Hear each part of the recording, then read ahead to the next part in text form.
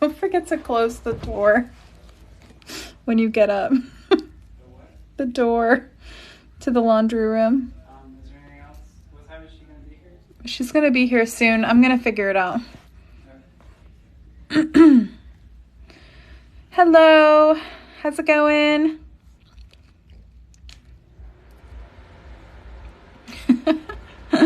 Hi, guys.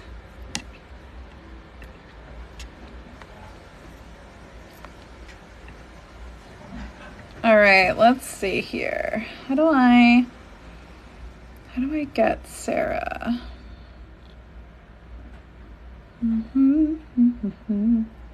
Do.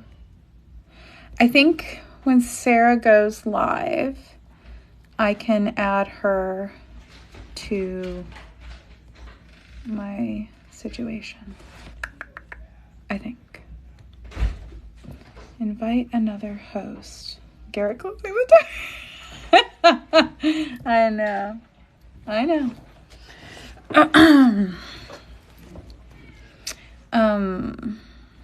I look great right now. That's me being really, I'm not even gonna say it. Yeah, it was Garrett closing the door. Oh, yes, that's Mau Mau. Can you hear him? Fucking savage. Ah, there we go. Invite sent. Boop. Wow, hair is really something else. I should have done it. Hi. Hi, sorry. I was like, oh, I need this thing and I need that thing, and I kept having to run up and get it every 30 seconds. Oh, no worries. I have a woman that's coming to bring a coffee table in the middle of this live because it was the only time that it worked out. So I'm gonna have to step away for just a second when she comes Okay, at some point. that's totally fine. I can't see you. You sound Yeah, amazing. well, that's good. I don't know why. Oh, there we go. There we go. We got it. I also look like hello. No makeup Hello. because it's Wednesday. Yeah, it's Wednesday. It is. It But is yes, that hello day. everyone. Oh I boy. don't know about you, but for me, it's halfway through the week, I just start losing steam. I'm so productive Monday, Tuesday. By Wednesday, I'm like, hmm. Yeah, no, that's accurate. Although every day feels like I'm losing steam because my days off are non-existent because I work Tuesday, Wednesday, Thursday, but those are the days that I don't have my toddler that she's with her dad. So I do my actual work on those days, but then Friday, Saturday, Sunday, Monday, I have my toddler, so I don't actually get a day off, which is exhausting, which is fine. But fuck. Oh, hold on one second. All right, I think she just said someone was coming by, so that's that. But hi, everyone. Glad to meet you all. But I mean, obviously, some people are also rocking with my stuff too. But while we wait for Abella to pop back, I will sip this. Okay, I'm back. Sorry. Okay. Perfect. No, sorry. Okay, hi. So yes, we're all here, and what an exciting thing to do. And thank you so much for doing this with me. I've been wanting to do this with you for a really long time. And I think, well, I hope that everyone here, if you're new to my content or you're new to Sarah's content, that you take what resonates with you and leave what doesn't. But one of the most important things is exposure to other practices, other religions, other ways of thinking. Because, I mean, why not? We're always learning. We're always just trying to be better, more evolved versions of ourselves. So here's a new chance to take advantage of that. Yeah, no, absolutely. And thanks for having me on here. I've also been wanting to chat with you for a long time, so I'm glad we can make it happen here. And if I at this point, I'm gonna say if I ever just stop making sense, just tell me, and I'll like rephrase. Cause sometimes I get dishwasher brain, and it just doesn't really work when I'm trying to speak. Girl, So you're fine. I'll get that out of I the way mean, first. I'm pretty sure everyone here is neurospicy in some way, and definitely like used to a dishwasher brain. So tell me a little bit, I mean, about yourself. Like what exactly like floats your boat, even if it's like just for right now, and how long have you been doing the work that you do? Yeah. So I think I got into the idea, like the concept of Christian witchcraft officially when I was like 14. I'm almost 26 now.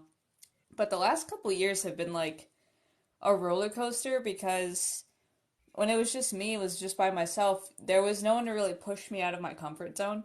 So I was just kind of doing my own thing, playing with witchy stuff here and there. Kind of getting it, kind of not. But in the past couple years, I guess we could say having an audience has kind of pushed me. Like, I've engaged with new people, met new people, learned a lot of different things, didn't realize how much Christian, like, bias I still really had until I got confronted with new ideas. And so it's been a lot of fun to kind of shift that around. But I always wanted to start with God, mostly because that's what I was familiar with. I felt like I was comfortable with God, I knew God. These other gods were cool and I liked them, but they didn't make sense to me. So when when I discovered that you could fit these two together and that it made sense and that there was a history of it, forget it, right? Like cat's out of the bag. Yeah. But these days I find that like I kind of want to say it should have been obvious that I would eventually come to include infernal beings and like the infernal divine and the Goetia and everyone in my practice because I've always liked dark things. I've always been like a spooky kid. Loved that kind of stuff. Never resonated with like the washed out Hobby Lobby Christian aesthetic. I always thought that was really gross.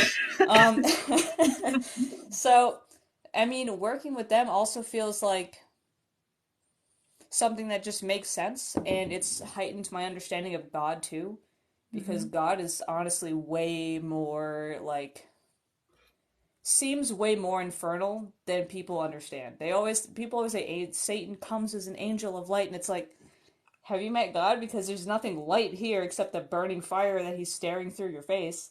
Like, like, so for me, like it gives me a better understanding of God, and also it makes me understand that infernal and divine are two sides of one coin. They work together. They don't necessarily work. They're not like fighting like all this Christian stuff says that it does. Like they are actively kind of trading off and working behind the scenes to make this whole mess of a world do what it does. And so that's how I view it now. So I don't really have any feelings of like us versus them, the enemy, whatever nonsense. I think everything has its place and has its role in the world. Yeah. And I'm sure I mean, and obviously like I'll share my perspective and stuff, but I'm more fascinated in just like getting to know you because I don't really know you. And um I very much I will echo on what you've said because I do think that actually we share a lot of similarities in thought. But I can also imagine that you've come up against so much adversity for believing, for frankly expanding your way of thought on this. Like I can't even imagine what you've come up against. I mean, a part of me wants to say it's like it comes with the territory, it's part of the job, but like there are a lot of times I have to remind myself to step back because like the barrage of shit sometimes like it can actively make you a worse person. I Yeah. really do feel like it because sometimes I'll find myself just being so snappy and nasty because I've been dealing with snappy nasty people in tandem all day. So I'm like, holy shit, I'm going to just deck the first person that looks at me wrong at this point. Yeah. But at the same time, it's like I understand that people are confused. They don't know. Mhm. A lot of people say, "Isn't this impossible?" Like as a genuine question. A Yeah. lot of people come out of the woodwork assuming they have all the answers. Mhm. God bless those people. I love people who say things to me with such certainty that like you're going to hell, and I'm like, the infernal realms. I mean, Lucifer's got a great coffee table in there, but I don't see the fire, so I don't. I think I'll be all right. Like, Yeah. Yeah. but yeah, And it's a lot. yeah, it is. I mean, it's like it comes from all angles too, because I'm sure you get shit not just from Christians but from other occultists, being like, well, on the flip side, hopefully not as much, but I'm sure it still happens. Um, So this is like, again, I always tell people it's like being on a bridge between two countries at war, because like these two yeah, countries will not stop punching each other, and I'm sitting here in my tent with my little lunchbox, occasionally getting punched in the crossfire. So it's just like, okay, cool. But for me, like, a lot of people on the other side who are confused about Christian witchcraft tend to be people who understandably have a lot of religious trauma, and they were told that they are evil, bad, and wrong for being the way that they are. So when they see Jesus just like vibing in their space unexpectedly in the witch aspect, they get freaked out again because they thought they left that behind. And I understand that. I understand that a yeah, lot of people, their knee jerk reaction is, "What the fuck are you doing here?" Um, However, I will say also that a lot of these people, they haven't undone the Christian attitude as much as they think they have. They still yeah, very much have a Christian attitude about these things, with like rigid set set boundaries, set lines, us versus them. One yeah. must be evil and one must be bad. Like, Hmm. and when you really break out of that mindset, you can understand the place of all faiths in the world.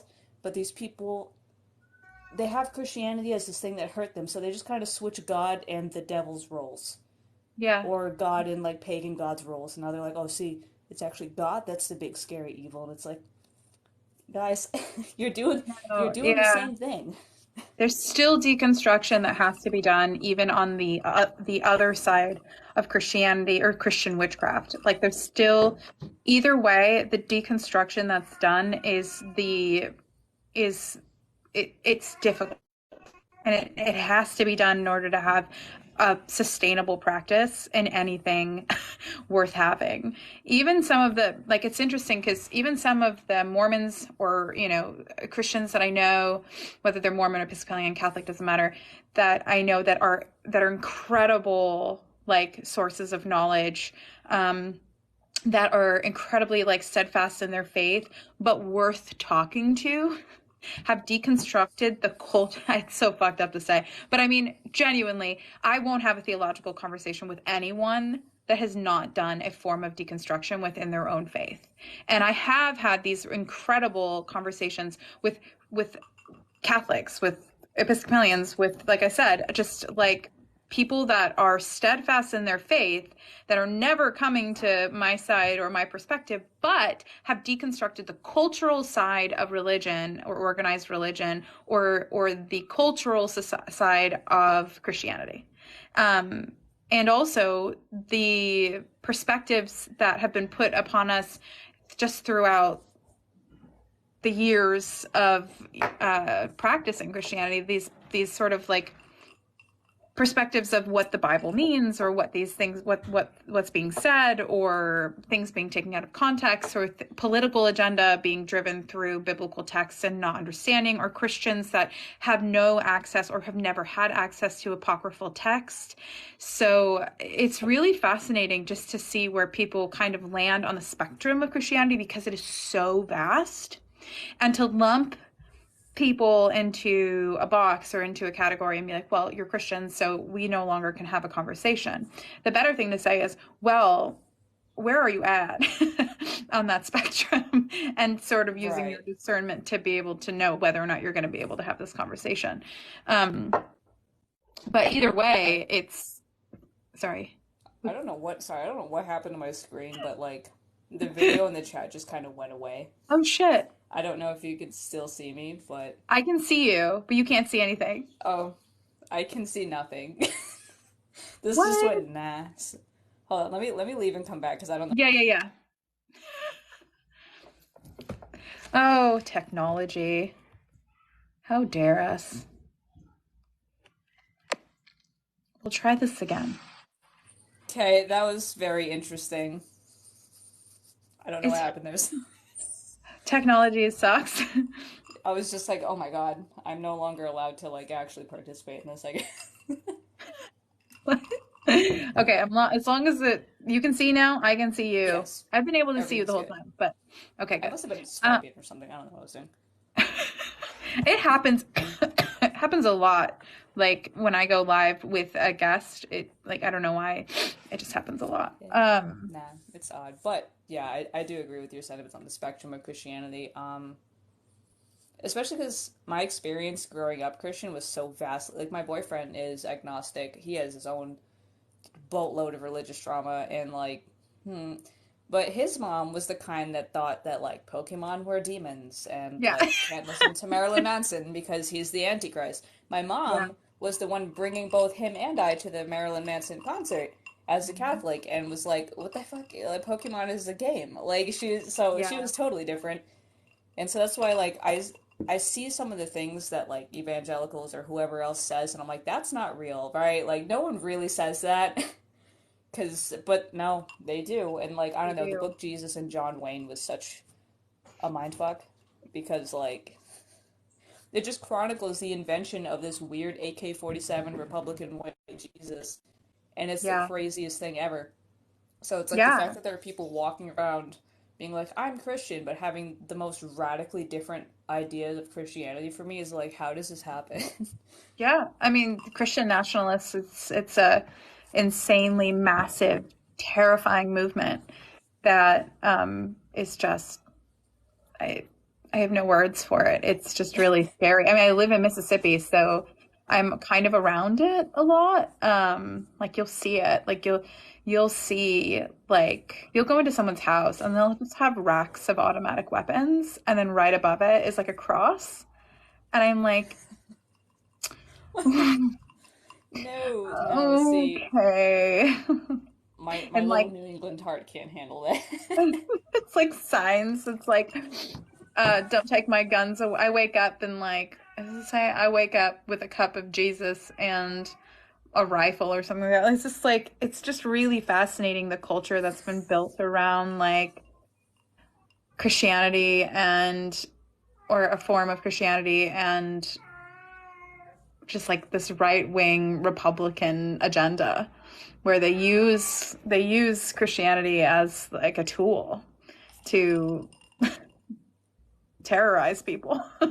That's Yeah. really what it is. It's similar in many ways to terrorists and how it's an a radicalized form of a very peaceful religion. Yeah, um, that's why like, it blows my like just watching all this stuff going on in Florida right now has me like yeah, like what? So I don't know. When you actually read liberation theology, stuff like Jürgen Moltmann, like Howard Thurman, you get such a radically different idea of Christianity, which is like all about like as it would imply, liberation, getting people their rights back, like helping people stand as a community against stuff like exactly like what's going on in Florida. So it's like, how are you using Jesus to do this? Because I know for a fact that man, like, when I encounter him and I ask him questions about this stuff, he just gives me the energy of someone who has gone clean through a pack of cigarettes. He's like, don't talk to me about this because I'm gonna lose my shit. So it's just like, I don't know. But yeah, I feel like that's also kind of why, for me, Christian witchcraft is also a very political thing. yeah, Like, calling myself a Christian witch means I'm actively standing and flying in the face of these people. Um, and I'm seeing that on my Instagram right now because a couple of my reels made it to, like, I don't know, Hobby Lobby Mom Facebook or something. So I've just been inundated and I've been like, God damn it. So, round two, it's like every 3 to 5 business days you get like a clump of them and then they go away. But yeah. I mean, I can only imagine. I mean, the things that I've come up against so much in working with oh, demons and I can only being imagine. Yeah. and being like open about it. Like it's not like I can just meet a mom friend at the park and then as soon as they find out that I'm on social media, they see my social media and they're like, "What?" And then I have no friends. So it's somewhat instant. And it's not like I can lie about it because it's so easy to find. You literally type my name into into Google, and there it is. So it's just not hard to figure it out, and it's just insane the amount of shit that I've come up against. But it's mostly because of the word witch. Not even that I'm a demon. It's that I'm a demon. That I work with demons. It's that I'm a witch. And yeah. That's the part that gets me the most. I don't know. Yeah. They get so like triggered about the word witch, and that's why it's like, really, I don't know. I always sit there like stun locked because I'm like, how do I begin to explain to you the nuance of this word and everywhere it comes up in the Bible and what the Bible actually says about it?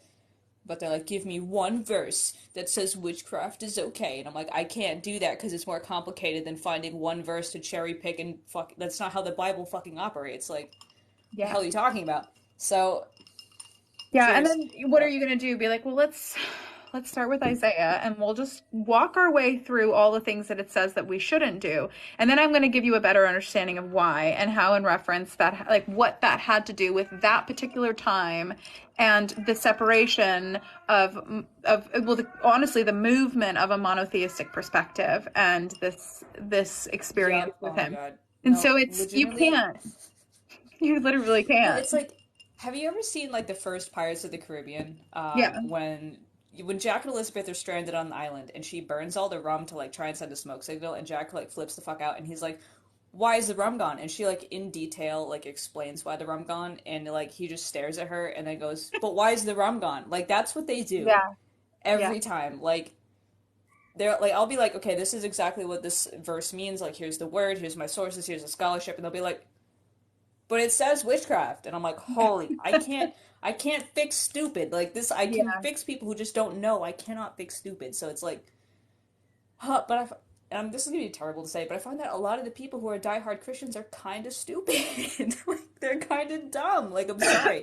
So that's why it's like, guys, you can't just read the Bible at face value and like know what it says. Like there's literally a part of Acts in Acts where they're confused about what the scripture says, where they're talking about how they're gonna so it's like, well, and the better question is to ask how many times magic and witchcraft was used in the Bible, and it was used like to help them to like, or magicians were spoke of, and or like the prophets themselves were literally performing acts of witchcraft. And it was more of the separate whatever. I know you know what I'm saying, but I think and I also think too that it's not just ignorance, it's choice. It's if they don't know, then they're steadfast in their faith. They don't need to know. I can't tell you how many times I've heard like, I don't need to know the details. I know what I believe. I know what I feel. Like, and I'm like, okay. But it's like you recommend them scholarship. You're like, hey, here's a scholar who's like broken this down, and they're like, all I need is the Bible. It's like, no, you need more than this. Like, no, how about the breakdown of the Bible? And they're like, well, I have one written by this Christian. And I'm like, no. How about a non-biased perspective? How about we just look at the Bible? And they're like, no, I do every week while in church. And I'm like, how about outside of it? How about outside of church? How about by yourself or with someone who can help you break this down? But they're like, no, I have my faith. And I'm like, okay, fair. Like, fine. And I finally, oh my God, my ear. Hold on, sorry. I lost hearing in my right ear. I finally have come to a place where I realize, this is going to sound fucked up. You think saying people are stupid or fucked up? I have something even weirder. I have come to a place where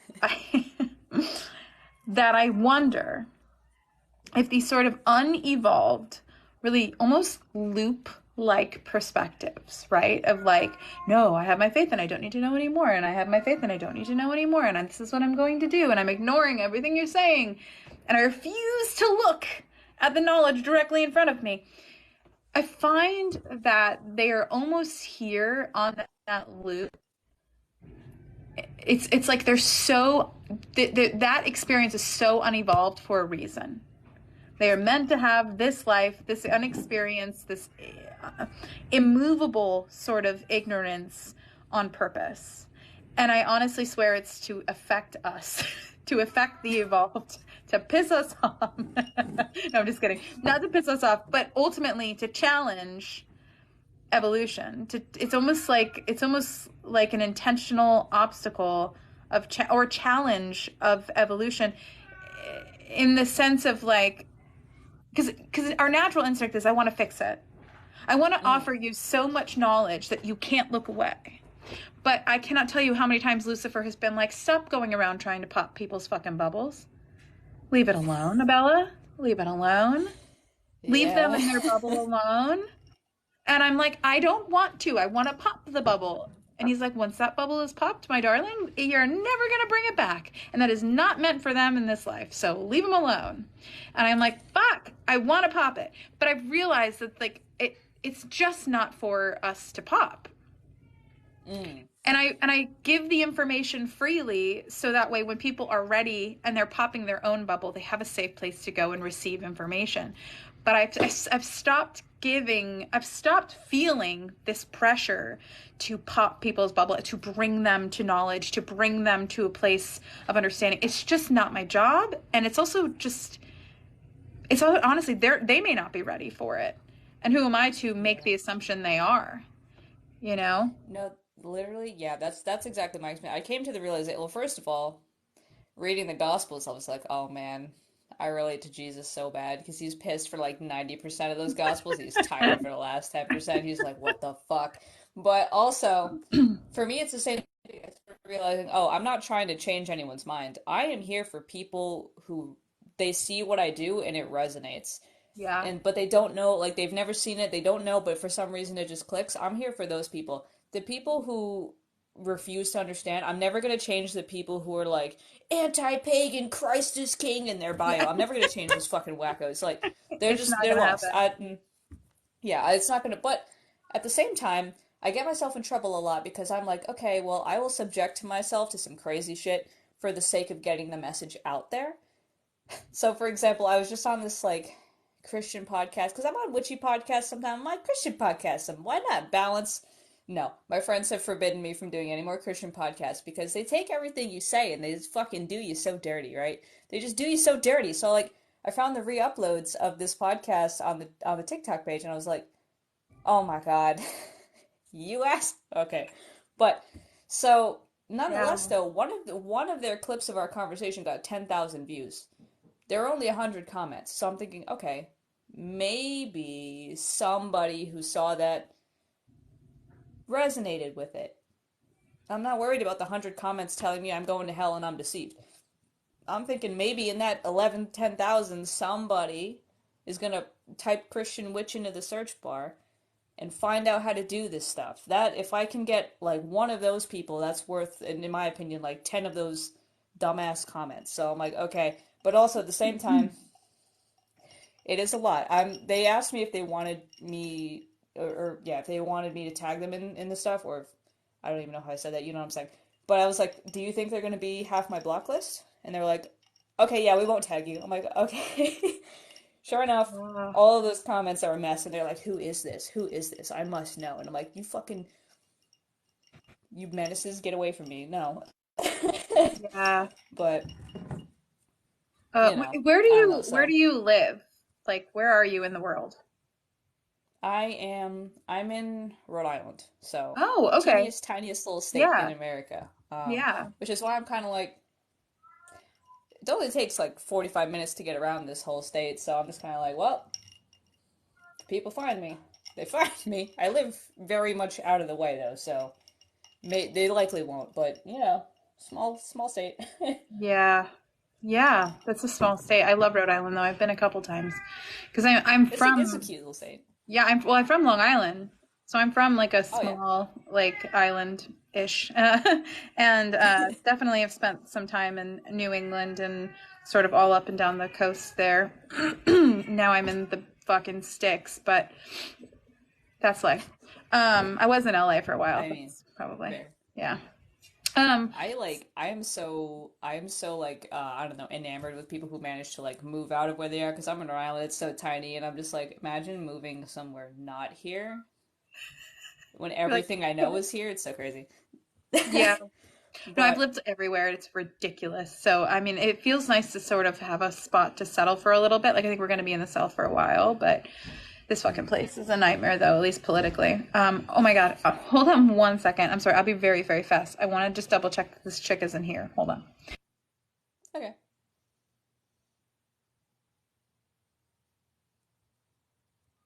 Okay, I'm back. I'm going to bring you guys with me when she gets here. You'll see the coffee table situation.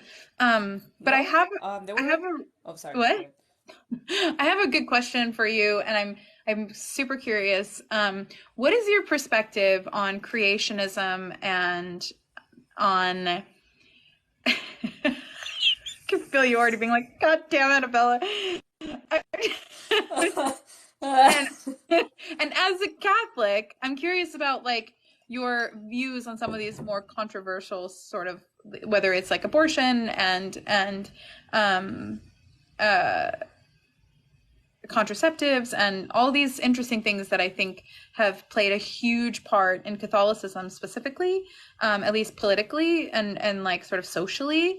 But as a witch and also a Catholic, I'm curious about where you sort of stand on that. And anyone in the comments, if you have something nasty to say, I would watch yourself, because we'll kick you out instantly. This isn't we're here to have a conversation and to learn from each other, and so don't try. So go ahead.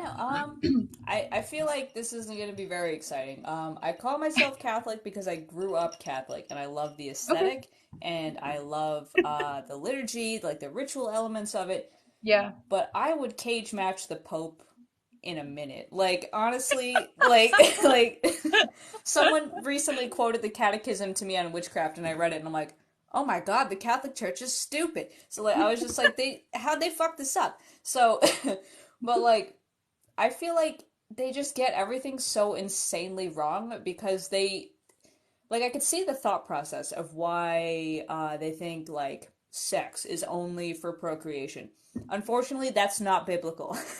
So I'm like, yep, guys, abortion in Jewish law is totally fine. Obviously they're like, well, don't just like jump on the abortion water slide and la la la. But like, here's my thing: no one does that. No one's like getting abortions for fun. So that's why I'm like, okay, straw man. No one cares about that. But the Catholic Church somehow is like, well, you see, a man's soul enters the fetus at 6 weeks and a girl's at 9. So abortion's okay before 6 weeks. And I'm like, what mental gymnastic fuckery did you do to get that? What? So I'm like, okay, you're full of shit, you're dumb. I'm gonna go default to the idea that a fetus is not a fucking person. So the end. You know what I mean? Like, until like I'll take the Roe versus Wade, rest in peace Roe v. Wade, but I'll take that cutoff of 24 weeks, because by 24 weeks it could reasonably survive on its own. Okay, at that point, probably. But at the same time, there are those late-term ones that happen for a reason. The mother's gonna die. Something's gonna happen. It's healthcare. It needs to be there. So, like, as far as I'm concerned, abortion is a human right. If you try to take it away, you are a mess. But also, and like same thing with like, I don't know, the LGBTQ. Like, I'm bisexual. The idea that being anything else than straight is a sin has me like just blown away, because it's like, what are you talking? When you understand the context that historically people didn't understand, the concept of like two dudes just having a good time tending sheep together, like, yeah, it makes sense. But nowadays we understand that two dudes can be in a relationship and be totally happy. So what is the problem? Basically, I disagree with everything with the Catholic Church on social issues, because they fucked it all up. That's why I'm kind of like rocking more with Episcopalian, because it's got all the aesthetic of Catholic. Yeah. Yeah, I was raised Episcopalian, so I understand it. I was like, it's just Catholic. It's socially, they made the exceptions. And we really have King Henry VIII to thank for that. But, it's, thank you for sharing, because I think that it's important for people to realize that being a Christian or identifying as a Christian and also identifying as a witch does not mean that you're accepting some of these really archaic and barbaric mistranslations, that you are actively still seeking truth even amongst your own faith. And that doesn't necessarily mean you have to leave your faith to do so. Obviously, I I don't identify as Christian, but I did. And I did for a long time. And I did identify as a Christian witch for quite some time. And I don't think people really know that about me. And then continued my path with the occult and the left-hand path specifically. And it was all very methodical. It was all very intentional. And it was all very much like each step was serving the newer version of me. And I don't regret any of those steps. And I don't ever look back and think like, I wish there was a time I wasn't Mormon. I wish there was a time that I wasn't a Christian witch. I wish there was a time I wasn't Episcopalian. I wish there was a time I didn't go to a Catholic school or a fucking really weird that one I do kind of wish I didn't go to. It was this really strange born again school, a Christian school that I went to very temporarily where they thought I was a witch. Funny. I got kicked out. My dog, I think, just took a shit, but I got kicked out. Oh, thank you for the flowers. That's so sweet. And it was not a great, so maybe I have one regret, but other than that, I really don't look at the path in which I've taken as anything to regret. I've learned so much. But it is really, really fascinating because something you said earlier and that I think we should really, really, really hone in on is the concept of deconstruction, because you cannot come to the left-hand path and just switch bad guys. It is not going to work for you. It will be the fastest way off of this path, because the moment you come face to face with Satan and you start working with him, or he starts becoming a part of your experience, you'll learn a lot real fast about Elohim. Yeah. And that's what I'm saying. Like, they're connected intimately. And this is where it's like, for me, Lucifer is a title, right? Like, to me, I don't see Lucifer as a person. Lucifer is a title. Even Jesus can be called Lucifer if you really think about it. But the angel that wears that name for me is Samael. And Samael means the venom of who? The venom of God. So it's like, guys, this might be controversial, but Samael is still an aspect of God. So you can't, this is like a really weird place to bring a bell hooks quote, but you can't break the master's house with the master's tools. So if you think that by switching sides, you're going to magically undo all of the Christian aspect in your life, it's like, guys, the big occult daddies were Jewish people, Christians. Like, they're the ones who made this framework, because God is just one side of the coin. Lucifer is, and the devil is the other. They work together. You can't have one without the other. That's real. It's interesting. I mean, I've definitely heard that perspective before. I've heard, when it comes to Lucifer, I've heard it. You can't really hit me with something I haven't heard. I've heard all of his connections. I mean, you'll hear different people connect him to Apollo. You'll hear people connect him to Cernunnos. You'll hear people connect him to Aphrodite. People connect him to Samael. People connect him to Azazel. People connect him to Satan. The reality is his name does not really exist. As we know, that's a mistranslation. In Isaiah 14:12, it is a mistranslation through and through. And that translation in regards to Lucifer, or son of dawn, or Hillel ben Shachar, like, irregardless, we are not even talking about him. We are talking about the king of Babylon. And then when you continue through the Bible and we bring up Satan's, we're talking about adversaries, we're talking about swords at certain points, we're talking about a serpent, we're talking about a snake. We're not actually talking about a person. There are so many things biblically that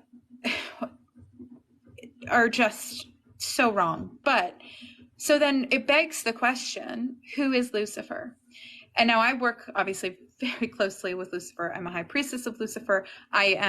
Lucifer is, my life is dedicated to getting to know him. There are many realities that people are not ready to handle about who he is. Two, it's not something that I'm super comfortable even talking about, because it potentially pops bubbles. What I will say is the truth is he is not Semil. He is not Azazel. He is not Elohim. This is where you and I will differ on this, and I just wanted to share my perspective, is that I don't necessarily believe that they're from the same house in that they are the same entity, in that like Elohim did create Lucifer or created this aspect of him where it's like a fractal of Elohim. I do think that Elohim and Satan are fractals of the same source consciousness. As if consciousness or light and darkness, you have like light matter, you have dark matter and light itself. You have existence or consciousness as a whole wanting to know itself. And some people will refer to this as like the divine feminine or the divine masculine. Regardless, I think even that is too specific. I think when that came to know itself, which consciousness, we know that we're conscious. There's one other being on this planet that is conscious, and it is a squid or octopus. Literally, where they're the only two conscious beings. Meaning we are the only beings on this entire planet that know we exist, that know we have possibility to continue. Everything else is just like, I'm a dog, I dog. I wake up and I dog. I wake up, a bird wakes up and a bird birds. That's what they're gonna do. You know, but we seek more, we seek after more. And this is kind of where we differ, is that my belief in the infernal divine does all fractal off of one thing, one essence trying to know itself. And then my belief in Elohim and moving forward is that all of these things come back to kind of one central goo. So yes, in that I do believe that, yeah, they fractaled from each other, right? In that, but I don't believe one is a master. I do believe that they have to function outside of themselves, almost like evolved versions, unevolved versions, bits, pieces, kind of continuing down this sort of strange, evolutionary speaking form of consciousness, which I'm sure to some people they're like, what the fuck are you talking about? But it gets really kind of convoluted. But I guess I ultimately agree with you, but I disagree that there is a master behind it. Yeah, and I hear what you're saying. That's why, well, this is also why I'm very specific when I'm like, listen, to me, the concept of Lucifer is a title, so Samael is who I'm actually working with. Okay. And so that's why, like, I specify, because Samael is interesting. Like, can he wear the Lightbringer aspect? Yeah. Is he a lot gentler than I expected the Venom of God to be? Yeah. Will he fuck up everybody? Yeah. So it's like, okay. Yeah. But I don't know. I guess the way I've been, and like, maybe this is the last, like, I'm open to the idea that I'm wrong. Like, I don't know. Some people, I see people comment a lot. They're like, but what if you're wrong? And I'm like, then I'm wrong. Then And you're I wrong. die, and yeah, and like I go up to God, and I'm like, that sure was fucking fun. Why didn't you say something? And like, I fucking tried. like, I fucking tried. you know how many Yeah. times like people have been like, they've been like, well, what if you go there and this isn't what God wants? And I've literally told God, I've been like, if you pull an Ezekiel on me where you lied to me and this isn't what you want me to do, this shit is your fault. This is all your Yeah. fault then. No, I'm not responsible. So I literally looked at God and I was like, I'm not responsible for this if you're just lying to me. However, if Yeah. I just mistranslated or if I misinterpreted, that's me. But if you don't want me to be a witch, say something now or I'm gonna keep doing it. And he hasn't said shit. So I'm like, okay. Like, all right. Yeah. Yeah. No, I But mean, yeah. yeah. What else was I thinking about? I don't even know what I was thinking about now. But yeah, no. So for me, like the Infernal Divine, and I very much also believe that like to know what something is, you have to know what it is not. So like that's where the Infernal Divine play, because like I used to be so scared of like the dark. I was so scared of the dark because I was like, I don't know what the hell spooky spirit is in here. If there's Spooky anything, spirit. I'm gonna like I thought I was gonna get my ass like canned, you know what I mean, by anything. So I was like I had to have nightlights on, shadows freaked me out, like it was bad. But now I'm just like I don't know what happened, but all of a sudden I was like, if I die, I die. I don't know. That's all. That's fine. So, but which is a great way to get over fear. Where if you're like the worst thing that can happen is that I die, I mean, yeah. which so you're like okay. And then I had a thought where I was like, if I die, I'm not dead. My body's dead, but I'm not dead. So if I get out of this flesh prison and I find the son of a bitch that took me out of it, so that's why I'm like, okay, I feel better now. But all that aside, I was afraid. I think most people at some point, because of the culture that we live in, this Christian culture, they're like afraid of the infernal divine.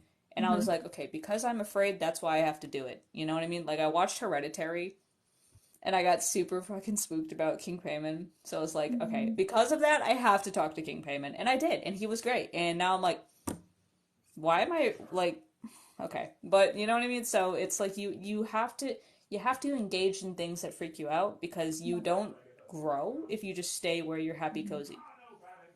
You know? Yeah. I mean, Archangel Michael recently came into my experience and I nearly shit my pants. I mean, it was so Good. bad. I was so scared and it was such an experience. And I mean, because a little bit more about like sort of my journey with Lucifer. So when I had finished reading the complete books of Enoch for like the third time, um, it kind of hit me specifically when Enoch becomes Metatron, and then you have Azazel sort of supposedly being in prison, and then all of a sudden Azazel is there, and God's just like, and Elohim's like, yeah, no, he's like, he's now in charge, dude. Sorry, I don't know what to tell you. And everyone's like, what? What do you mean? Is this a joke? Are you playing a trick on me? And I realized, just like all things, they're not meant to be taken very literal. But it was in that moment that I was like, why does Azazel feel like Lucifer? Why are they the same rank in the infernal realm? Why are they equal to what is happening? And it was then that like I had met Azazel, and I was like, something's off.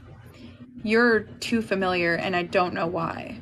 And it was shortly after I'd met Semyaza, and then I met Semil, and I was like, ah, what the fuck? And then it was like a year later, after I had worked with Azazel for about a year at that point, I started to see Satan, and I was like, oh no, oh God, I'm figuring this all out. This is what's happening to me. That there is a correlation across the board between these entities, and it was in that moment that I, instead of being scared, I was like, I have to know Lucifer in every form. I have to know Lucifer in his entirety, which means I have to let go of giving him a name. And it was in that moment I understood him more fully. And then it hit me, I have to let go of giving all of them a name, the entire Goetia. I can work with them on an individual level, and I do, but I no longer expect anything from them. When I come to them with you show me. You show me who you are. I don't give a shit about what things say. I don't care about, and I am writing a book on the Goetia, and it's called Lunchtime with Demons, which is so cheeky, but it is very serious in that it is my journey in working with them from saying I relinquish all things that I think I know, and I'm here, just truly here to understand whatever you want me to understand. And some things correlate. Some things correlate with the grimoires, and other things, oh my God, they just don't. And I'm gonna get eaten alive when it comes out from most occultists. I mean, Richard DuConte and he tried and he ended up getting shit on. But so that's a whole other story. But the point of me getting to this, it was really when Satan came in fully that I broke down. I mean, I was almost done with this. I was like, I can't do this anymore. I can't do this anymore because the shit that you're dropping on me just does. You're hitting a nerve that I'm not ready to hit. And Satan was like, oh, it's deconstruction, kid. That's what it is. And I was like, I've been deconstructing for 17 years. What the fuck are you mean? And he was like, I don't know what to tell you, but that's what it is. And it's gonna hurt. And we're real close. You're real close, but you're never gonna be done. So don't actually think that there's a finish line. But you're real close to getting at least this puzzle. And 2 months later, Michael came in. And I was like, oh, I'm never gonna get Listen, through this. But no, Michael's yeah, been like whirlwind. Michael is like I honestly will invoke Michael in the gym. Like I will invoke Michael when I need my ass McBeat. Like honestly, so but for me like the way you're talking about Lucifer makes me think of God, and like this is why I think of the angels the way I do, because like God to me is like that infinite being. Mhm. He condenses himself in interesting ways, Yes. and he shows up in interesting ways. But that's what the angels are. That's why all of their names mean something of God. God is my something, because these angels represent the many different like personifications and I guess as you said, fractals of that giant consciousness. There's so many facets. It's like the shiniest diamond on earth, so many little Yes. edges. Yeah, and you And have to that's tune why, it ever so yeah. gently to see its nuance, Mm, or see the perspective differently. And I mean, when Michael came in, I thought it'd be fine. I was like, fine, fine, I'll talk to you. And it was like the second I started the conversation, something triggered in me, and I was screaming at him for no reason. And I was just like, I hate you. Like you're everything I hate. You stand for everything I hate. And I saw his sword, and I lost my shit. And I was like, how dare you? How dare you bring that to talk to me when you know who I am? Like, how fucking dare you? And he was just like, mm. whoa, whoa, whoa. He was like, I was just here to hang out. I'm Yeah. just here. He's like, I was here. Like, there is a lot we need to talk about, but I'm sorry. And Lucifer came to me that night and was like, Abella, do not ever behave that way again. You represent me. How fucking dare you, you dumbass? Go back and talk to him better. Oh my God. And I did. And for about 2 weeks, I had to talk to Michael from him behind me, outside my house. It had to be outside my house while he stood behind me. And I couldn't see Yep. him. I wouldn't see him. And then finally, I had a meditation with him where he was like, the exact same thing you are doing to me is what has been done to Lucifer over and over and over. He's like, those images are created by humans. With me, with a sword to his head, that is created by humans. He's like, ask him. Ask him if my sword's to his head right now. Do it. Bring him here. Let's talk together. He was like, it's obviously not. He's obviously very present. Like, he's like, so I think that maybe your issue lies elsewhere. And he was Yep. not wrong. And I've been working with him on, it's so funny too, because he's like, you call yourself a Taoist, which is funny that duality is incredibly important to Taoism, yet you're having a real hard time just talking to me. So, I mean, he's called me out in some of the most incredible ways. And I cannot imagine my life now without him being a part of it so quickly. Right. And I got shit on. I mean, people literally stopped. They sent me messages and were like, I am no longer following you. I'm no longer like, I'm like, someone said, I followed you, I looked up to you, I admired you, and then you started talking about angels. And then they were like, I can't do this anymore. And I was like, okay, bye. Well, no, no. See, this is what I'm talking about. Where it's like y'all such babies. Y'all are. This is where I'm gonna get kind of feisty. Babies, children. Like you have to have both. Like when I was talking to Aziel, and I discovered that angels can wear infernal masks. Holy shit! Like Yeah. that explained to me why I was like, oh, here's my guardian angel. Well, when he's in angel form, he looks like He-Man in a fucking metal suit. Yeah. There's an But entire when grimoire of it, of mhm, angelic and infernal masks. There's an entire grimoire. right? Which is insane, but like, he looks like He-Man in a gold fucking angel suit when he's in a normal angel mode. When he's not, he looks like the angel of death from Hellboy with horns. And I'm like, and he always shows up to me like that. And I'm like, hello. Is there a Hello. reason we're at the fucking foot of Mount Doom right now? And he's like, because you're a pain in my ass is why. I'm like, oh, okay. So like, like Like, why they am I at the Ren Fair right now? so I'm like, dude, like, what is this? But it's okay. But you know what I mean? Like, but angels are like that, and like the real only difference that I have discovered between angels and demons is this whole idea of a war between God and whatever, and Lucifer wanted to be God. No, what I understand is what really happened is that there were some angels who trusted God to do whatever the fuck he was doing, albeit very anxiously. They're kind of biting their nails, like, okay, are we done? Are we done? And God's like, not yet. Then there's the other host who said, this plan fucking sucks. I'm gonna try to fix this shit myself because I don't trust you for shit, God. And God's like, all right, do me one better then. So that's kind of what's really happening is that God's like, let's see One, who writes the better give me fucking one storyline. better. And it's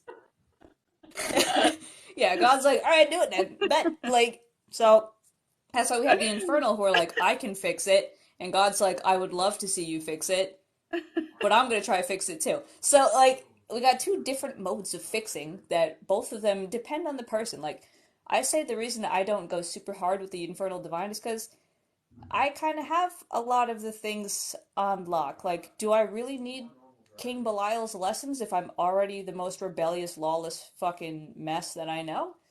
Probably not. I probably need more of, like, I don't know, Zadkiel to remind me to be nice and merciful and gentle so I don't punch the fuck out of everybody. Well, Because, also you know? too, there are fractals of us. Like, well, I don't know if you believe Right. this, but I have very much a belief that we are not just human. Like we are very much connected to different entities, different forms and versions of ourselves, different dimensions. We are massively vast because we are conscious. So even a squid is probably connected to Lucifer in some way. But I I don't actually know. I kind of hope so. But like if Listen, you I'll are bust him up conscious, about it. if you're conscious, then you are a vaster being. And so I do think that sometimes we are connected differently to different dimensions and have different facets of ourselves that are connected to other sources of energy. Like for King Belial, when he came in for me, there was an energy in my body I can't explain. I mean, I can't, I'll never be able to explain it because I felt it with Lucifer, and I thought to myself, oh, this is something that I've sought. I have, I mean, when I was in the temple, I mean, I went through every Christian school, everything, every faith. I mean, I kept bouncing faiths, hoping to find the right one. I had finally became Mormon, lived the most Orthodox Mormon life you can imagine. Went to the No, temple, did you wear the underwear? yeah, Did for you wear... years. No! I still have them. I still have them. I will bring them downstairs and show you. I did everything I could. I made covenants galore with Elohim. I was determined to get a conversation with him, to feel his energy. And I finally think I did. Tell me what it felt like for you, because for me, like, I talk to God, well, by God, I mean, like, again, it's kind of like the Lucifer Samael thing, right? Where when I see Mm-hmm. God in my mind's eye, it's actually a seraph who just wears God's name and talks to me in first person as if he is God. God is actually way the fuck in the background, like a little shining sun somewhere, just Yeah. watching. But the thing I'm talking to is here, like a seraph. And it looks like a dude who's like his hair's gold, his skin is orange because he's on fire, and he's got these icy blue, Because he's fiery on eyes. And I'm fire. like, okay, yeah, he because he's like fire, and so that's fine. And I'm like, okay, yeah, haha, giggles. But then like last week when I channeled God for the war theme for the thing that I do, that was the first time I was genuinely scared of God. God was just fucking unhinged, and I was like, holy shit, like, whoa, I love that you just called him unhinged. I'm just kind of checking because I think the he's lady so with the unhinged. I bought a coffee table and she's supposed to bring it, and I don't know. I keep thinking she's here. Okay, so my experience with him was not great. It has since gotten better. But you know, I don't think that I don't think it needs to be great because I don't think he cares that it's great. There's no energy that was reciprocated in the sense of like you are someone I want to work with. And that's okay. I am very much fine with that. But for me, the first time I felt him in his full like in the first time I actually felt him, I was about to off myself, and I was doing it in a very dramatic way, and I don't know why I chose that fashion. But it was an impulsive moment, and yeah, and I was like, where are you? Like, where the fuck are you? You know? And this is going to sound really bad. And I don't want it to sound bad. And I will explain. No, go ahead. Oh, hold on. The coffee table lady's messaging me. Way to leave you all in a fucking cliffhanger. Hold on. Okay. Okay, she's here. Let's get the coffee table and then I'll continue. I was Okay. gonna off myself. Anyway, coffee table. So Oh, jeez, I did the thing again. Oh, okay, never mind. I fixed it. I got it this time. okay, hold on one second. Hold on. Real quick, while you're Hi. doing that, I'm gonna answer this idea. Is Yeah, God a jealous? This is really important to answer because I've found out that actually God picks people just like any other god. So he's a jealous when it was writing he's a jealous God. That was specifically in the context of Judaism because he had chosen that whole nation of people and he was like, "Don't you fuck around now." But if you're a Gentile, the cat's kind of out of the bag. It's kind of like a game of dice at this point where he's like he's picking fucking beats at the store. So like honestly, you could have nothing to do with God. I've absolutely heard people be like, I tried to talk to God, and God said, whose fucking child is this? Because it ain't mine. So, like, you could just not be trying to work with God in this lifetime. You could just not be someone that God claims. It depends. So when people ask me, why are you a Christian witch? Blah, blah, blah, blah, blah. Well, for me, it's like, I don't know, why are you your parents' kid? Like, it just happened that way. God chose me for whatever he wants to do. I love him to pieces. I love him more than anything. He is absolutely not the easiest one to work with because he'll absolutely like hang you out to dry and then ask you how it felt. But like, awesome night. it is what it is. So you can actually. Oh, if you want to know what God thinks about you, also, by the way, guys, that name is something I should probably have said this earlier. We should probably like Jewish people have said like don't say his name, call him God, Adonai, something else, because that name is reserved for a ritual context. But in terms of evangelist, you can go see my latest. It's the first link in my bio. The very first thing you click on is my interview with God, and he said some shit that had me so shook at the end that like I didn't even know what to do. I was just sitting on my couch drinking because I was like, holy fuck, like what just happened? But I was like, no, not the one that starts with E. The one that starts with Y. That's the one you don't want to say. You can say Elohim, Adonai, God, Hashem, whatever, but I just go with God because like that's easy. But a But lot of yeah, people otherwise, won't go with God because it's not their God. So just oh yeah, that's fair. don't You feel can like say you have to. Adonai. Yeah, Adonai, that's a good one. That's pretty neutral. yeah, it's a good one. I don't know. I call him Elohim because in most That of one's my good too. like Yeah. the religions I was in, that's how we referred to him. But so I didn't hear anything that happened because I was coffee Oh, tabling. But I was just saying that like God, if like God's a jealous God in the context of Israel because he oh, picked that nation. So if you're a Gentile and you're like not Jewish, and it's kind of like a game of dice. Like again, imagine someone going to the store and like picking beats. I don't know. God's like, yeah, this beat looks good. I want that one. Like so, some people like me, I feel like I've been chosen by God, and every day I'm like debating whether I want to fist fight him or hug him, whatever. But other people, like God's gone to talk to them, and or no, they've gone to talk to God, and God's been like, who are you?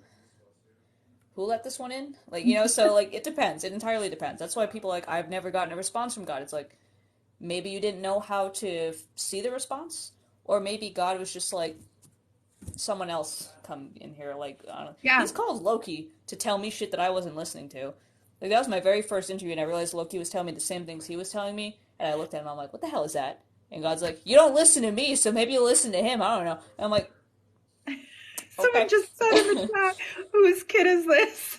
Yeah, it's like literally, it's like, whose child is this?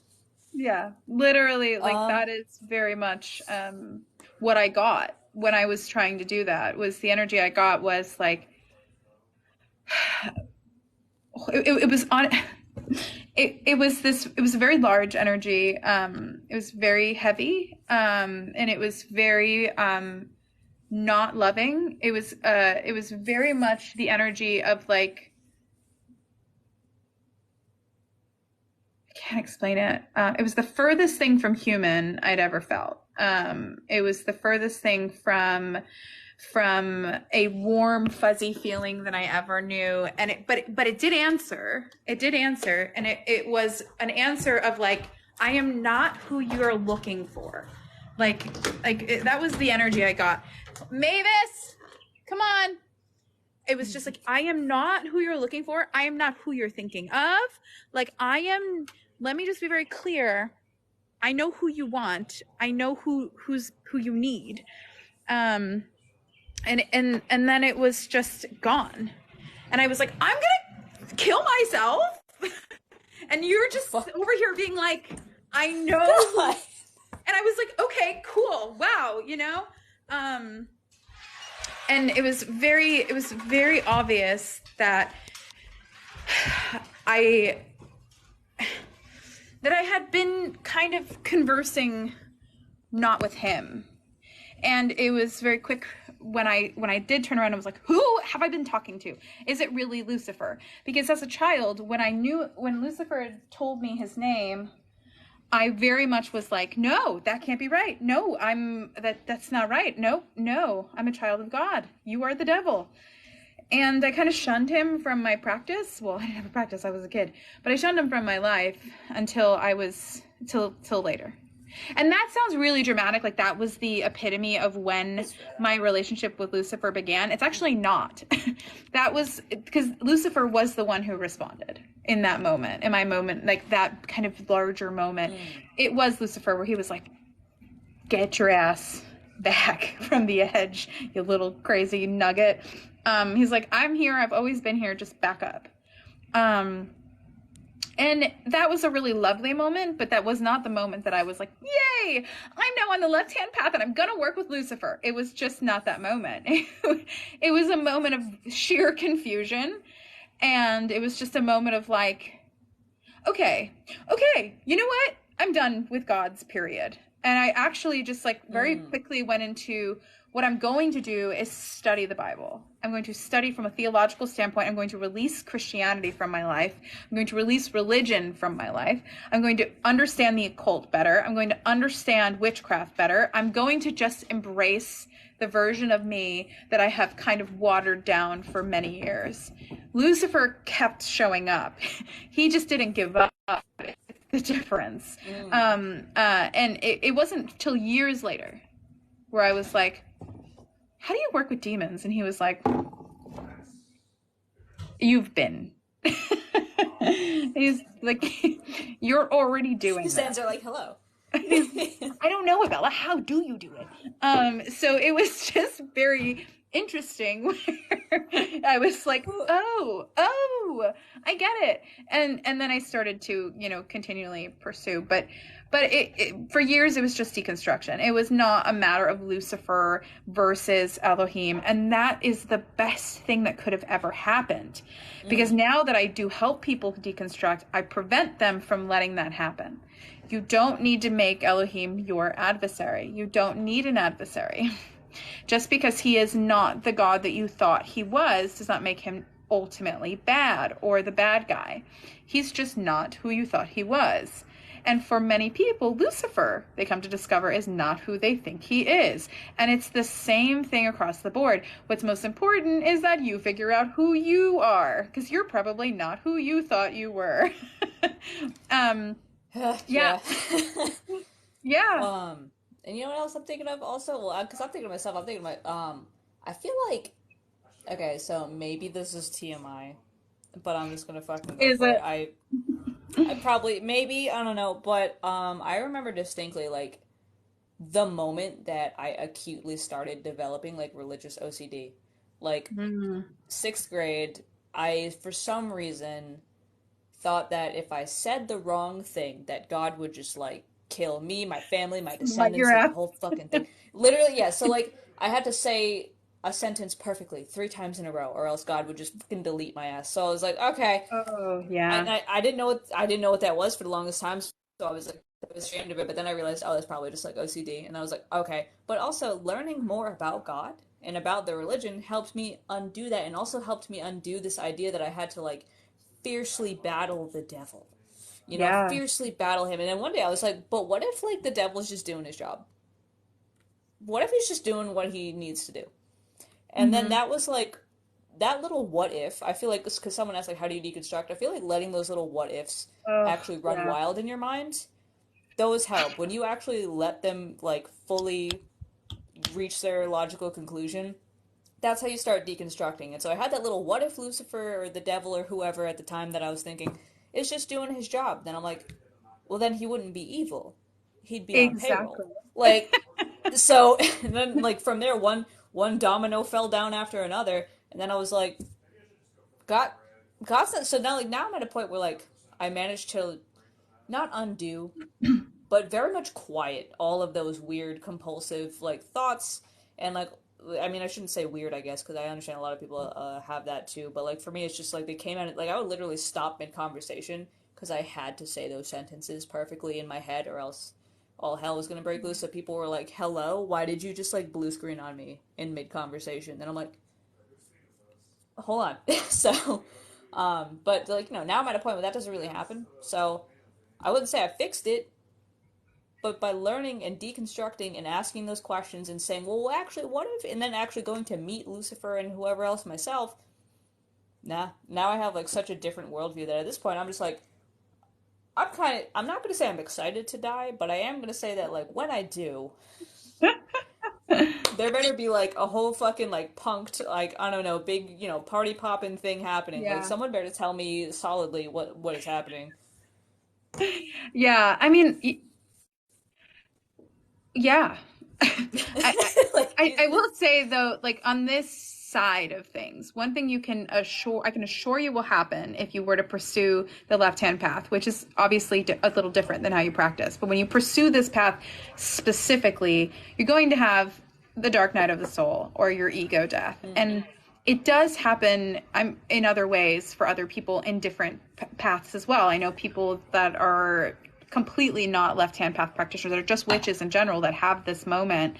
And it's where you realize more than anything in the world, you want to stay here. Usually it's a moment where you are ripped from your body and or experience a moment of like, oh shit, this is important. Like this life here is important. Because it's a really large part of being a demonolater is ripping apart your ego and ripping and in a positive way, because ego is not necessarily innately bad, but in a way where you don't serve your ego, it serves you. It becomes a part of you and becomes a part of your healing. It's not something that drives you. So you don't want to be driven by thoughts or feelings. Thoughts and feelings are great, but they shouldn't drive you. You should drive yourself, and then you're not forced to do something because of habit and or ego. And it's interesting because working with different demons, like I was going to explain about King Belial, when he had come in. Well, when I had finally really embraced Lucifer and was like, I am going to pursue this with you, because I honestly didn't want to pursue shit with anyone. Because after everything had happened, I was like, I think I'm good. I think I just want to be like a theologist and like help people deconstruct. And I became a life coach, and I really wanted to go down the path of just helping people live happier lives. I just couldn't leave Lucifer. There was just this thing that I was like, I don't know why, but you feel like a literal part of me, as if every time I tried to pull from him, it was like I was ripping out of my body like a tether, that I was like, I can't understand the tether. And then finally I embraced the tether and my whole life changed. But as demons would come in and I would work with different demons and work with these new facets, these new energies, and also just wanting to understand them better. I hated every grimoire I found. I was like, what the fuck? None of this makes sense. Like, what do you really want? Like, who are you? What does that even mean? What does it mean you're a marquis? Of what? What are you a marquis? What is a marquis? And I think they were first scared because I came in like kind of a rabid dog being like, tell me everything. And they were like, oh my God, this weird smelly human is like, what are you doing? And I was like, tell me all the things. And I just became obsessed with them. And I wanted to know, even if they hated us, I was like, why? Why do you hate me? What do I smell like? What is it like? What do you want? How do I help you? Can I help you? Do you want my help?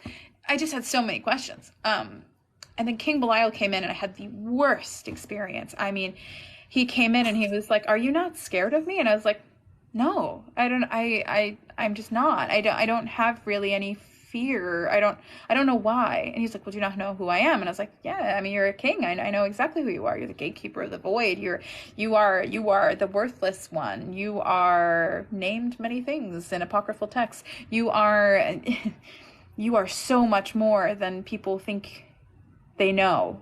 You are a lot. And he said, I'm the first to fall. And I looked at him and I was like, interesting. Noted. Like, just Noted. And I was like, I think I've read that before. And it is. It's in the 7 Dead Sea Scrolls. It's also in the Ascension of Isaiah that he says, before he kills the son of King Hezekiah, he says, I was the first to fall. And I thought, fascinating. Okay, I'm invested. But also, I'm not scared of you. That night, I had the worst sleep paralysis of my life. He literally held me down, opened my mouth, and vomited black blood into my body until I was gagging and trying to, I couldn't breathe. And I screamed for Lucifer through the gargles. And Lucifer, everything just disappeared. And I felt Lucifer, and I heard very clearly in my head, go to bed. Okay. No, oh my god. Okay. See, it wasn't until weeks later. Divinity of all sides. Divinity is so exhausting. Like, They're this is why the term exhausting. "he who wressles with God" exists. Because I'm always Yes. just like, I you have ever seen said a kid that on so someone's many shoulder kicking and times. screaming? He Yeah, wrestles I'm with the kid. God. Yeah. Like, Truth. But this is the thing. Months later, I'm doing a session with one of his high priestess, Stephanie, who's in here. I'm doing a session, and I said to her, I'm like, he fucking hates me. He fucking hates me. And she was like, he does not hate you. I wouldn't be here in this session if he hated you. And he was like, it was this feeling of like, I don't understand hate. All of a sudden, that was like, it was a thought that popped in my mind that was obviously not my thought. It was definitely his. But I didn't know him enough to be able to figure out it was his thought, where he was putting it in my head where you don't understand hate. And if you think I hate you, you wouldn't be alive if I hated you, was the feeling I got, which was, I was like, I forget how fast they can just like cancel us if they wanted to. And I just was like, oh, interesting. Okay. And then it was that week, 4 different practitioners of his came to me out of nowhere. And they were like, King Belial said, thank you. King Belial did this. King Belial feels this about you. King Belial told me to say this. And I was like, what? So I literally went to a metaphysical shop and I found this perfect scorpion. It's on the altar right now, actually. This perfect little scorpion. And I just heard, I like that. And I was like, okay. And I bought him all these offerings and I lit a candle for him. And he came in and he was like, I taught you a valuable lesson about hate and fear. And you can choose to like continue to feel those things towards me if that's what you want. And he was like, but I don't think or feel any of those things about you just because of what I did. I just want to be very clear. And I was like, okay, I'm going to let you in because I want to feel something. And his energetic signature hit me in a way I have never felt with anything. And it was the moment I realized that sometimes divinity does not have a connection to us innately, but they can give it to you. And it's so, it was that moment that a born again Christian feels. I know that sounds fucking nuts. Or like you'll see a born again Christian be like, I came out of the water. I was a different fucking person. I had that moment with King Belial. It was the moment I literally felt my heart. I just said like, I don't fear him and I don't hate him.